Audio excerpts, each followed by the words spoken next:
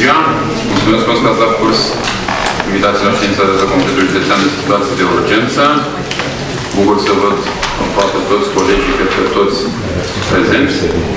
Vă să pun aprobării ordinea de zi așa cum aveți prezentată. Cine este pentru? Regulă, vă mulțumesc. La punctul 1 va fi prezentarea și dezbaterea măsurilor pentru monitorizarea și gestionarea situațiilor de urgență specifice sezonului rece 2013-2014. Și aici e pentru fenomenul de zăpor. Să rog pe domnul director de la SEGIA, pe domnul Covăleanu, să prezinte. Domnul director Covăleanu este în comisia de... Știu, mi-a spus ieri. Vă rog, cine e?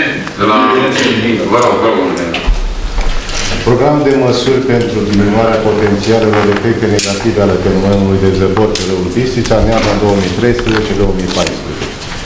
1. Asigurarea permanenței la nivelul primărilor cu membrii comitetelor locale pentru situații de urgență Poiana, Teului, Farcașa și Borca. Răspund primarii comunelor pe care le-au plătit perioada manifestării fenomenului de zăpor. Urmărirea evoluției fenomenului și informarea zilnică în scris până la orele 10 a Inspectoratului pentru situații de urgență pe Teodava județului Neamț și a sistemului de păstrare a apelor Neamț telefonic. La orele 4:30, 13:30 și 18 răspund primarii comunelor, personalul de permanență și termenul este perioada manifestării fenomenului de zăpor. 3. Pregătirea echipelor de alarmare pentru a fi în măsură să introducă din dispoziția primarului în orice moment semnalul alarmă la dezastru pe teritoriul comunelor. Răspund primarii comunelor Poiana, Teului, Farcașa și Borca, termen 29/11/2013. 4. Executarea unui exercițiu de alarmare publică în comunele Poiana, Teului, Farcașa și Borca pentru pregătirea populației și a comitetelor locale pentru situații de urgență în cazul producerii de inundații ca urmare a blocării albei râului Bistrița de ghețuri, ca urmare a manifestării fenomenului de zăpor. Răspund inspectorul șef al Inspectoratului pentru situații de urgență pe Teodava județului Neamț, directorul sistemului de păstrare a apelor Neamț și primarii comunelor și șefii SRSU, Poiana, Teului, Farcașa și Borca. Dați-mi la microfon, domnul Mihailă, ne auzim mai bine. Așa. Termenul este 29/11/2013. 5. Pregătirea a 2 detașamente de intervenții pentru sprijinirea acțiunilor de evacuare și a celor de recuperare și reabilitare în situația producerii de inundații. Răspunde inspectorul șef al Inspectoratului pentru situații de urgență pe Teodava al județului Neamț, inspectoratul șef al Inspectoratului de Jandarmi județean Neamț, termen 29/11/2013.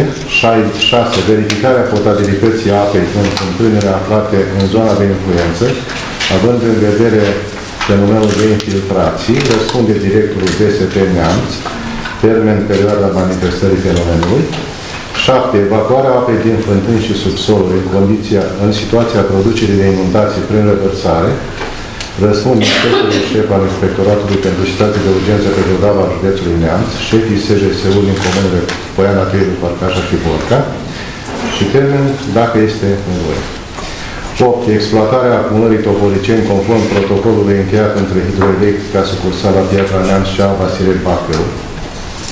Răspunde directorul sucursalei Piatra Neamț, termen perioada manifestării fenomenului. 9. Informarea cetățenilor asupra pericolului producerii de inundații și asupra măsurilor de protecție stabilite de autoritatea locală. Răspund primarii celor 3 comune, termen perioada manifestării fenomenului. 10. Supravegherea cursului râului Bistrița și organizarea fluxului informațional, stabilirea pragurilor de avertizare, modul de declanșare a stării de alertă, stabilirea situației de pericol și a măsurilor excepționale ce decurg din această situație, întocmirea în acest sens a unui program de măsuri preventiv-operative. Răspund șeful grupului de suport tehnic pentru gestionarea situațiilor de urgență generate de inundații, fenomene meteo-periculoase, accidente la construcții birotenice și colori accidentale și inspectorul șef al Inspectoratului pentru situații de urgență pe Teodava al județului Neamț, termen 29/11/2013. Vă mulțumesc. Domnul colonel, Țică. Domnule prefect, lăsați microfonul. Domnule prefect, doamnelor și domnilor, în completare pentru gestionarea situațiilor de urgență determinate de zăpeziri și Viscol și Olei, propunem următoarele măsuri Comitetului Județean pentru situații de urgență. Desfășurarea colaborării pentru gestionarea situațiilor de urgență produse ca urmare a înzăpezirii drumurilor naționale și de interes local, precum și ca urmare a manifestării fenomenului de ger, în iarna 2013-2014, între instituția Prefectului Județului Neamț, Consiliul Județean Neamț, Inspectoratul pentru situații de urgență pe Rodava, Județul Neamț, Inspectoratul de Poliție Județean, Oficiul de Telecomunicații Speciale, Serviciul de Ambulanță, Direcție de Drumuri Naționale, Inspectoratul de Stat pentru Controlul în Transportul Rutier, Reprezentanța RAR, Neamț și Serviciul Salvamont, conform protocolului aprobat de Prefectul Județului 191/83 din 18 noiembrie 2013, pentru asigurarea intervenției la urgențele medicale, începând cu data primei atenționări sau avertizări meteorologice de ninsoare și viscol, până la sfârșitul iernii, snowmobilul de la Serviciul Salvamont Neamț va fi relocat la detașamentul de pompieri roman și va fi încadrat cu reprezentanții acestui serviciu în perioadele de atenționări și avertizări meteo de viscol și ninsoare. Prevenirea deceselor prin hipotermie a persoanelor fără adăpost și a celor care locuiesc în spații neîncălzite se va desfășura conform procedurii Comitetului Județean pentru situații de urgență 128 din 14/12/2012. Primarii municipiilor și orașelor vor fi în măsură să operaționalizeze spațiile pentru cazarea în perioadele de ger a persoanelor fără adăpost, începând cu data de 30 noiembrie 2013. Primarii tuturor localităților vor asigura spații pentru cazarea temporară a persoanelor care rămân blocate pe teritoriul administrativ al acestora, ca urmare a înzăpezirii comunicațiilor rutiere, începând cu data de 30 noiembrie 2013. Primarii tuturor localităților vor efectua operațiuni de toaletare a coronamentului arborilor situați pe traseele rețelelor de transport și distribuția energiei electrice, în vederea asigurării zonei de protecție a acestora. În intervalul 2 la 6 decembrie, o comisie mixtă numită prin ordine al prefectului se va deplasa la baze de dezăpezire ale secției de drumuri naționale Piatra Neamț și SC Drup OSA pentru verificarea stocurilor de materiale chimice și antiderapante, utilajelor, echipamentelor și mijloacelor specifice pentru prevenirea și combaterea poluării și a înzăpezirii drumurilor, precum și pentru dezăpezirea acestora.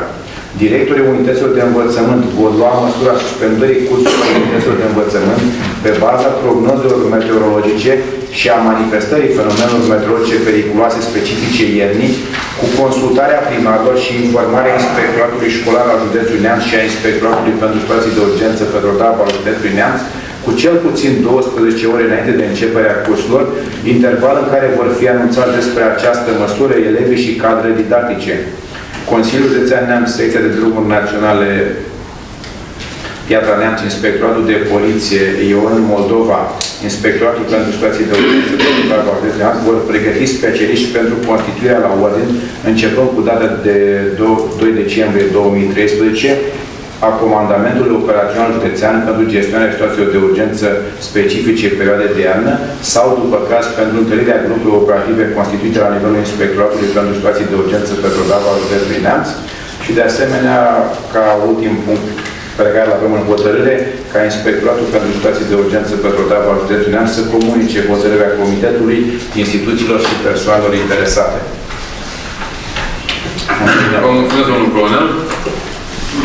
Îți prinse, am văzut în raportul noastră și în hotărârea care vom da astăzi toate cerințele pe care le-am avut, inclusiv cerința pe care am discutat-o legată de comunicarea din partea directorilor de școli, atât la ISJ, cât și la dumneavoastră la Inspectoratul Județean de situații de urgență, cu 12 ore înainte de a se lua hotărârea de închidere a cursurilor, pentru a nu trezi cu situații în care copiii, fiecare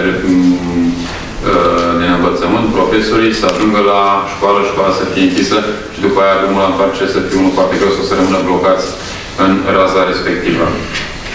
Punctul 2. Prezentarea și dezbaterea unor informări privind stadiul pregătirii pentru întreținerea drumurilor naționale și județene, cât și cele locale în iarna 2013-2014. Vor prezenta domnul Spiridonescu, nu-i domnul Spiridonescu, sunteți dumneavoastră, da, și domnul Conachi. Am avut săptămâna trecută, ultimele 10 zile mai bine zis, inspecții în tot județul Neamț, atât în bazele de dezăpezire de la Drupu, care aparțin Consiliului Județean, la cei de la drumuri naționale, cât și la toate unitățile administrativ-teritoriale de pe raza județului Neamț. constatările făcute de echipele mixte de specialiști care s-au deplasat și au verificat, inclusiv cu cei de la ISU, arată că județul Neamț, cei de la Drumul Național, de la Drumul Județene, cât și UAT-urile sunt în acest moment pregătite să intervină în situația în care vom avea, în situația în care cad primele precipitații. Domnul, din partea secției Drumuri Naționale, Direcția Piatra Neamț, vă rog.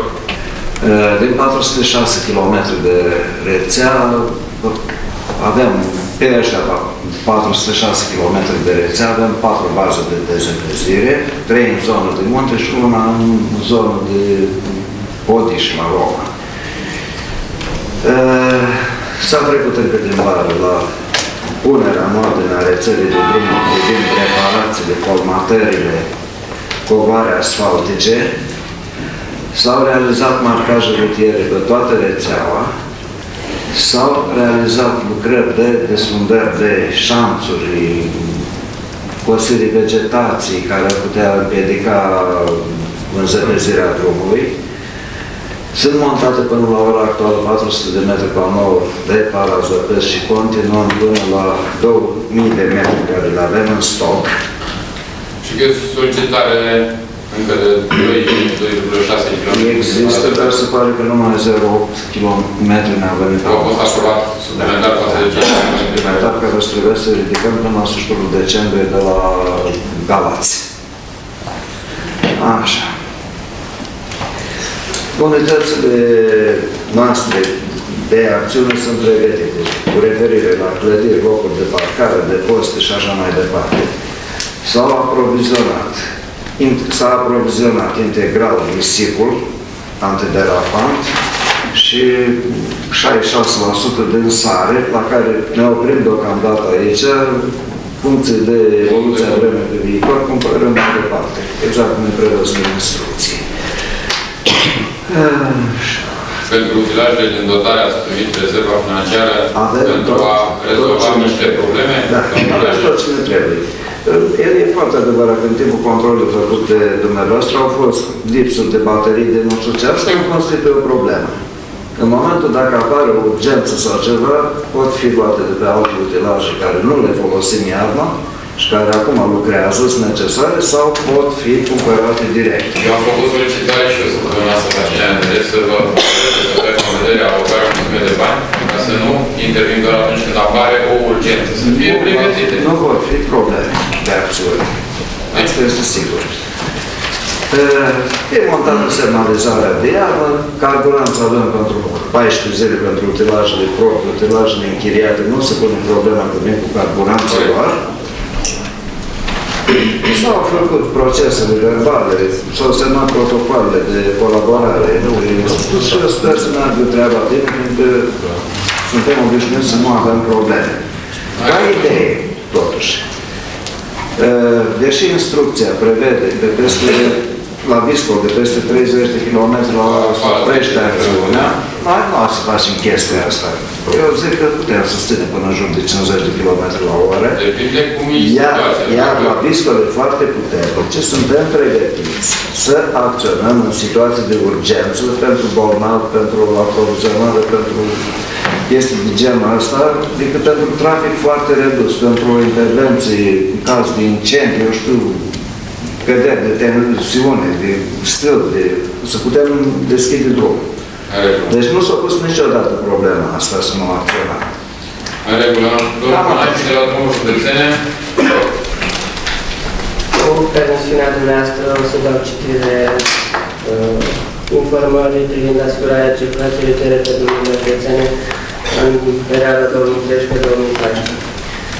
Consiliul Județean Neamț, după cum știți, are în administrare rețeaua de drumuri județene aprobată prin hotărârea Guvernului 540 pe 2000, cu modificările și completările ulterioare, cu excepția trocsanelor de drumuri situate în traversarea localităților urbane, care sunt în administrarea consiliilor locale respective.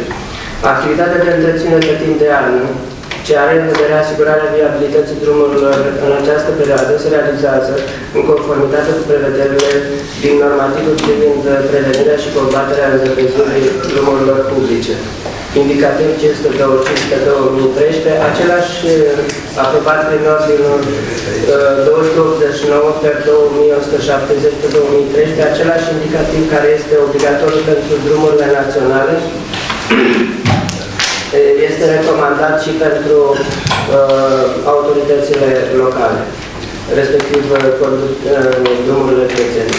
Conducerea și coordonarea activităților de prevenire și intervenție pentru combaterea poluării și înzăpăzirea drumurilor județene în iarna 2013-2014 se face de către Direcția Generală Județeană din cadrul Consiliului Județean, iar lucrările de întreținere efective se realizează de către asociarea SECER Grupo Neamț SA ca lider de asociere, dar SRL Roman, Occidental Construcțiile Roman și Aquapar SRL Roznu. Deci astea sunt firmele care vor acționa în această iarnă pe toată rețeaua de drumuri județene. Pentru executarea ultima lucrărilor de întreținere făcute pe timp de iarnă, drumurile județene au fost structurate de 4 baze de dezăpezire, respectiv baza Piatra Neamț, baza Piatra Neamț, Roman și baza Bicaz. Pentru informarea dumneavoastră, baza Piatra Neamț are o lungime de traseu de 193 de km, baza Târgu Neamț 162, Roman 232 de km și Bicaz 76,9 km. În total avem ca rețea de drumuri județene care trebuie să asigurăm viabilitate pe timpul acestei ieri 665,094 km de drum județean. Deoarece dezăpezirea în timp util a întregii rețele rutiere nu poate fi realizată simultan, drumurile județene au fost încadrate pe nivelul de viabilitate în funcție de intensitatea traficului, importanța economică și administrativă a drumurilor, în conformitate cu normativul care l-am prezentat un pic mai înainte. Pe drumurile încadrate în aceeași nivel de intervenție se va acționa după ordinea de urgență stabilită de administratorul drumului. Realizarea lucrărilor de intervenție va fi urmărită și controlată de personalul din cadrul Direcției Generale de Dezvoltare Județeană, Servicii Administrare de Drumuri Județene. Programul de revizie și informare operativă asupra stării de viabilitate a drumurilor și a condițiilor de circulație pe drumuri județene se va realiza de către fiecare bază de dezăpezire în parte, conform cu programul și caietelor de sarcini asumate. Cu cantitățile de antiderapant, domnul Conache? Deci, liderul de asociere, respectiv Grupo, a avut sarcina până astăzi să ne prezintă la această ședință planul operativ pentru asigurarea viabilității în această perioadă și faptul următoarea precizare. Împărțirea pe aceste baze și având în vedere cei care au venit în asociere, va ține cont exact de amplasarea firmelor respective și traseele și împărțirea rețelei de drumuri se va face în funcție de aceste firme care au participat la licitație. Rog pe colegul care poate... Deja sunt vreo 300 viitorii sale din activitatea trecută. și ce rugămintea să rugați să informez și cu inițiativa de a dota toate utilajele cu GPS-uri și știi la orice oră, de la unii se află, cât de efectuat, ce efectuat, că în felul ăsta poți să-l controlezi pe fiecare în parte, locul unde se află, cât execută, câte ori au lucrat. Câte de contest. Sigur. Noi să fim corect și sincer cu noi înșine. Pentru informarea dumneavoastră, această inițiativă a pornit din vară după ce s-a aprobat programul de acțiune pe timpul acestei ieri. Deci, în caietul de sarcină a fost pusă ca o condiție asigurarea cu aceste sisteme de urmărire prin GPS a tuturor utilizajelor pentru a dispare orice urmă de de îndoială sau de... îndoială asupra activității respective.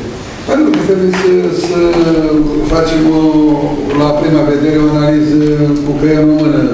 Cu un an înainte era 25, pe ultimii 2 ani, în jur de 25 de miliarde de an.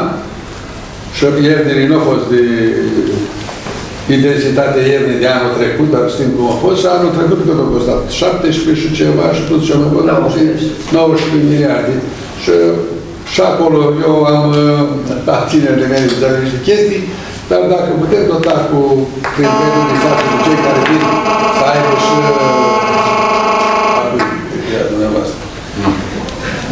cred că ar fi bine E un lucru bun. În felul ăsta tu ești monitor, să știi, care va fi instalat aici la sediul, la Consiliul Județean, cu permanență ofițerii de serviciu de la Consiliul Județean și o să găsim o soluție la asta. Prin rotație, că nu ține iarna o veșnicie. Știi, la orice ori de 10 de noapte, unii se află cine într-o situație mai deosebită, cu domnul Nițic, că au și ei la inspectorat suficiente mijloace de urmărire. Felul ăsta sper să nu avem probleme. Cred că e bine să amintim, domnul președinte, că pentru prima dată când avem și perdere de protecție forestieră realizate din primăvara acestui an, avem pe o lungime de 4,6 km realizată perdere de protecție forestieră atât pe drumul județene cât și pe drumul comunal, dacă nu vreți voi să spuneți. Rugămintea mare, prin dumneavoastră și o să la prima ședință cu primarii, săptămâna asta ne sosesc încă 500.000 de puieți de salcâm de la Constanța cu titlu gratuit, noi aducem mașina, pe care o să-i ori implantăm, să vedem cum hotărâm, ori implantăm în toamna asta, ori facem șanțuri de să-i protejăm, să-i plantăm și în primăvară cu o echipă și cu școlile și cu cei de la comunii, care sunt la primarii, cu cei de la Păsă 16, la social. Uite, ne arăt să-i duc în sectorul privat. Am făcut acolo de... Are 2 metri puietul care era atât, da? O creștere fantastică. Dar important e să-i asigur 2 prașele și o udare minimă în perioada de primăvară, dacă ferească sunt de secetă. Și practic, vă duc să vedeți. Eu vreau să anvelopez toate, dacă pot, cu fermierii din județ, să-i ajut să-și anvelopeze toate solele pe care lucrează de 50 de hectare, gen secuieni. Și exemplu este că de ani de zile, de vremea vechilor proprietari a boierilor, au anvelopat toate solele și stațiunile de cercetare agricole, cine au clasat acolo, nu au fost oameni cu cap. Au văzut că e plusul de cantitate la fiecare hectare, cel puțin o tonă jumătate și 2 tone. Același teren vis-a-vis aici ai pierdea de protecție care îți asigură mediul andian plus ploile care vin și dincolo la 2 km ai minus de producție. Sau exemplu cel mai concludent de la Constanța. Treci dincolo la Bulgari, vechiul cadrilater, e verde, tot chiar acum vreo 4 ani că a fost secetaia cumplită, aici la 2 mai era pârjoș, că trece dincolo verde, tot și fără irigații, fără... Și este o propunere și o analiză la nivelul de guvern, că absolut un proiect ăsta pe toată România trebuie să facă, fiindcă este benefic pentru noi, pentru viață. În regulă. Bun, de la drumul de la Drupo, cum stăm cu cantitățile și cu utilajele noastre, că mai erau mici probleme la utilaje la sectorul de reparație. Aceasta se ocupă de reparațiile utilajelor. Avem autogredă și încă 2 utilaje pentru dezăpezele care au să iasă din reparații. Ne ocupăm de aprovizionatul anderapantului îngrămezi pe drumurile județene. Avem transportat până la ora aceasta 232 de tone și urmează ca zilele astea să mai suplimentăm până ajungem la stadiul programului. Bun, în baza noastră sare, da. amestec, nisip. Antiderapant constituit la ora aceasta este 1150 de tone. Asta înseamnă 150 de tone de sare, diferența fiind nisip. Tot în stoc mai există 2600 de tone de nisip. Urmează să mai aprovizionăm cu sare, ulterior să ajungem la necesarul care ne s-a stabilit. În regulă. Eu vă mulțumesc pentru prezentare, domnule Spiridănescu, domnule Tonache. Rugămintea. În primul rând, e binevenită și ideea domnului președinte al Consiliului Județean, Feliță Pereță, pentru acea grupă operativă la Consiliul Județean, și aici ne raportăm la drumari, cei care vor efectua acțiuni de dezăpezire, cât și la cei de la Drupo, care să monitorizeze și prin GPS și să monitorizeze și telefonic sau să aibă o evidență clară a situației drumurilor județene. Sigur, vom avea și un reprezentant de la noi. Pe de altă parte, va avea, atât pe cod galben cât și pe cod portocaliu, sau pe situații izolate sau generale în județ, grupul operativ la ISU, la Neamț, unde vor fi de la poliție, de la jandarmerie, de la prefectură, de la ISU, de la drumul național, de la drumul județene, unde acolo se face raportarea. Insistența mea, și nu doar a mea, și pe calea Ministerului Afacerilor Interne, este să corelăm fluxul de informații care vin, se centralizează doar în comandament la ISU, inclusiv informațiile care vin pe energie electrică, pe furnizorii și distribuitorii de energie electrică, informațiile privind cădere de tensiune, eu știu, cu anumite localități, sate, comune, izolate temporar de fluxul de curent electric, se raportează direct la ISU, iar de acolo pleacă raportarea finală la în comandament operațional central național. Nu se face pe mai multe voci. Poliție, jandarmi, toată lumea care raportează în acest comandament operațional și de acolo informația pleacă concretă, în realitate, pe o voce unică înspre București, iar la fel raportarea cu instituțiile de presă, mă bucur că sunt astăzi aici, se va face pe voce unică din partea prefectului județului Neamț și sigur dacă alte informații care țin de localități anume sau de anumite sectoare, sigur le puteți lua de la cei care le au în subordine, dar informația generală pleacă de la instituția prefectului. Ca și rugăminte, am discutat și cu domnul director Morenciu, am văzut și avem pe hartă exact persoanele, dializații, gravide la termen, unde sunt pe fiecare drum cum se ajunge la ei, pe fiecare localitate, sat, comună, până la uliță în parte. Rugămintea și insistența este să aveți discuții ferme cu cei care asigură transportul dializațiilor, să nu se lase doar în baza celor de la ISU sau celor de la drumul național sau județene să-și facă treaba. Pentru că au fost probleme în anii trecuți. La fel, cei de la ambulanță, vă rog să mașinile să le aveți pregătite, să le aveți pregătiți pentru a gestiona așa cum trebuie anumite situații care pot apărea pe perioada sezonului rece. Domnul președinte, dacă vreți să... Nu, vreau să informez când vin cele 3 mașini în februarie. Da? O să fie iarnă și atunci. Deci că avem prins în proiectul ăsta de la Uniunea Europeană între 3 mașini. Autofrezuri e o treabă extraordinară, fiindcă astea care le avem, dar le folosim și zbunii, chiar dacă au consum foarte ridicat. Da, cum spuneam, 60 de... Domnul director de la... 45 de motorină pentru motorul de freză și în jur de 20 pentru deplasare de exemplu. Da, păi eu... Dar vin 3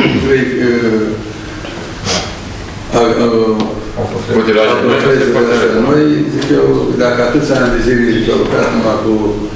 Aici ar fi Pidor, pe Conachi, pe Penal, de dat bătaie la unul, el o prinde. Domnul primul, e vinovat, nu e vinovat? Vinovat, canalul trebuie terminat. De serviciu.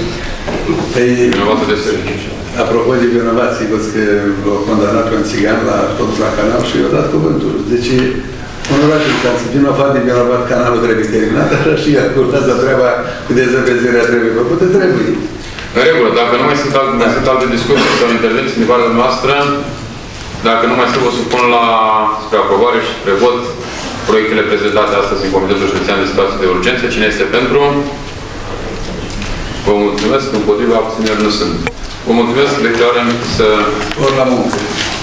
Ședința de astăzi. Cei de la presă, dacă mai aveți întrebări sau